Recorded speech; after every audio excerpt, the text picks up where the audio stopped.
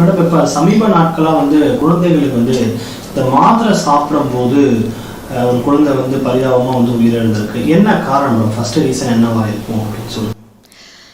நம்ம குழந்தைங்களுக்கு மாத்திரை கொடுக்கும் பொழுது அந்த மாத்திரையோட அளவு பெரிதாக இருக்கிறதுக்கு நிறைய வாய்ப்புகள் இருக்குது. ஏன்னா சில மாத்திரைகள் மட்டும்தான் ரொம்ப சின்ன சைஸில் இருக்கும். ஸோ மோஸ்ட் ஆஃப் த மாத்திரை பெருசாக இருக்கும் பொழுது அது நம்மளுடைய வென் பைப்பில் போயிட்டு சுவாச குழாயில் போய் அடைக்கிறதுக்கான வாய்ப்புகள் இருக்குது. ஸோ அதுதான் இந்த குழந்தைக்கும் நடந்த விபத்து. என்ன மேடம், இந்த மாதிரி இஷ்யூஸ்லாம் பேரண்ட்ஸ் எப்படி மேடம் இருக்கணும்? இந்த மாத்திரை சாப்பிட்டு ஒரு குழந்தை இறக்குது அப்படின்னா எவ்வளோ பெரிய இஷ்யூவாக இது நம்ம பார்க்குறோம். இந்த இஷ்யூவில் பேரண்ட்ஸ் எந்த அளவுக்கு கேர்ஃபுல்லாக இருக்கணும்? மாத்திரை என்பது எந்த அளவுக்கு ஒரு குழந்தைக்கு முக்கியத்துவம், எந்த ஏஜ்லேருந்து நம்ம டேப்லெட்ஸ் ஸ்டார்ட் பண்ணணும்? குழந்தைங்களுக்கு முடிந்தவரை மாத்திரைகள் கொடுப்பதை விட நம்ம சிரப், அதாவது லிக்விட் ஃபார்முலேஷன்ஸில் கொடுத்தா ரொம்பவும் நல்லது. அது இல்லாமல் பார்த்திங்கன்னா சியூவபெல்லாக, அதாவது ஒரு சில மாத்திரைகள் கடித்து சாப்பிட்ற மாதிரி நிறைய மாத்திரைகள் இப்போ வந்திருக்குது. ஸோ அந்த மாதிரி சியூவபெல்லாக கொடுக்கலாம். இல்லைனா முடிந்தவரை பார்த்திங்கன்னா லிக்விட் ஃபார்முலேஷன்ஸில் இருக்கிற சிரப்பை கொடுத்தோன்னா ரொம்பவே நல்லது. ஏன் இதை கொடுக்கக்கூடாதுன்னு சொல்கிறோன்னா, நம்ம குழந்தைங்களுக்கு மாத்திரையை முழுங்கிறதுக்கு எப்படி அப்படின்றது தெரியாது. முக்கியமாக 5 வயதுக்கு கீழே இருக்கிற குழந்தைங்களுக்கு மாத்திரையை எப்படி முழுங்கணும், இல்லை தண்ணியை ஃபஸ்ட்டு குடிச்சிட்டு மாத்திரையை போடுறதா, இல்லை மாத்திரையை வச்சுட்டு தண்ணியை குடிக்கிறதா, இந்த மாதிரியான டவுட்ஸு, அந்த கோஆர்டினேஷன் முழுங்கிறதுக்கும் அதை சால்வ் பண்ணுறதுக்கான கோஆர்டினேஷன் குழந்தைங்களுக்கு தெரியாது. ப்ளஸ் அந்த 5 வயதுக்கு கீழே இருக்கும்போது நம்ம சொன்னாலுமே அது புரியக்கூடிய தன்மை குழந்தைங்களுக்கு இருக்காது. ஸோ அதனால் லிக்விட் ஃபார்முலேஷன்ஸ், அதாவது சிரப் மாதிரி ஃபார்முலேஷன்ஸில் போனால் ரொம்பவும் நல்லது.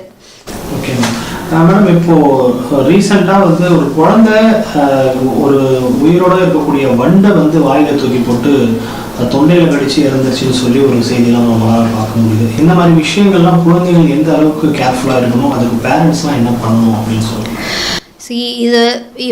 இந்த வண்டு இது பண்ணி போகிறது அகெயின் அது நம்மளுக்கு சுவாச குழாயில் போச்சா, இல்லை நம்மளுக்கு ஃபுட் பைப்பில் போச்சா, இல்லை என்னன்றது நம்மளுக்கு தெரியாது. ஸோ அகெயின் அதே தான், சோக்கிங்கான ரிஸ்க் ரொம்ப ஜாஸ்தி. அதே மாதிரி நம்ம அதை போடும் பொழுதும் சரி, சாப்பிடும் பொழுதும் சரி, இல்லை மாத்திரையை முழுங்கும் பொழுதும் சரி, வாயில் வச்சுட்டு இருக்கும் போது சிரிக்கிறது, பேசுறது, நம்ம ஓடிக்கிட்டே, சில குழந்தைங்களை ஓட விட்டு வாயில் வச்சுட்டு ஓட விட்டு சாப்பாடு கொடுத்து முழுங்க சொல்லுவாங்க.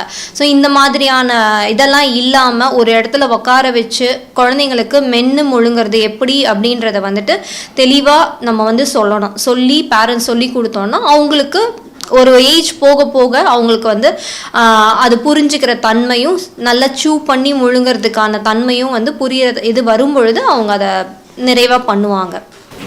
வேக்சினேஷனோட இம்பார்ட்டன்ஸ் ரொம்ப குறைஞ்சிருச்சுன்னு சொல்லிட்டு ஆய்வில் சொல்கிறாங்க. நிறைய பேர் குழந்தைகளுக்கான தடுப்பூசி செலுத்துறது இல்லை அப்படின்னு சொல்லி ஒரு ஆய்வில் சொல்கிறாங்க. ஸோ ஒரு வேக்சினேஷன் எவ்வளோ இம்பார்ட்டன்ட் மேடம் ஒரு குழந்தைக்கு? வேக்சினேஷன் இப்போ நம்ம இப்போ இருக்கிற காலகட்டத்தில் நிறைய இன்ஃபெக்ஷன்ஸ் ஒரு சீசனுக்கும் ஒரு வகையான இன்ஃபெக்ஷன்ஸ் ரொம்பவே அதிகமாக வந்துட்டுருக்கு. இப்போ பார்த்திங்கன்னா டெங்கு சீசன் மைல்டாக அப்படியே ஸ்டார்ட் ஆகிட்டு இருக்குது. அதை தாண்டி ஃப்ளூ சீசன் இப்போ நிறையாவே, ஒரு சில குழந்தைங்கள்லாம் ஐசியூலேயே ஒரு சளினால் ஐசியூவில் அட்மிட் ஆகி இந்த ஃப்ளூனால் ப்ரீதிங் டிஃபிகல்ட்டியோட ஆக்சிஜன் வைக்கிற அளவுக்கு சீரியஸ் ஆகுறாங்க. அதுவே அதே குழந்தைக்கு நம்ம வேக்சினேஷன், ஃப்ளூ வேக்சினேஷனோ இந்த மாதிரி ஒரு டிசீஸ்க்கும் நம்மளுக்கு நிறைய வேக்சினேஷன்ஸ் இப்போ எல்லாத்துக்குமே ஆல்மோஸ்ட் வந்துட்டு இருக்குது. அப்படி இருக்கும்போது அதை நம்ம செலுத்தும் பொழுது டெஃபினட்டாக அது வராதுன்றது நம்ம சொல்ல முடியாது. 70% அந்த டிசீஸ்லேருந்து ப்ரிவென்ட் பண்ணுறதுக்கான எல்லா வாய்ப்புகளும் இருக்குது. அதை தாண்டி வந்தாலுமே intensity of the infection will be definitely less. So ஒரு குழந்தை ஐசியூக்கு போகுதுன்னா அது வார்ட்லேயே அட்மிட் பண்ணி அனுப்புறதுக்கான வாய்ப்புகள் வேக்சினேட் பண்ண குழந்தைங்களுக்கு கண்டிப்பாக இருக்கும். ஸோ எல்லாருமே வேக்சினேட் பண்ணிக்கிறது ரொம்பவே நல்லது.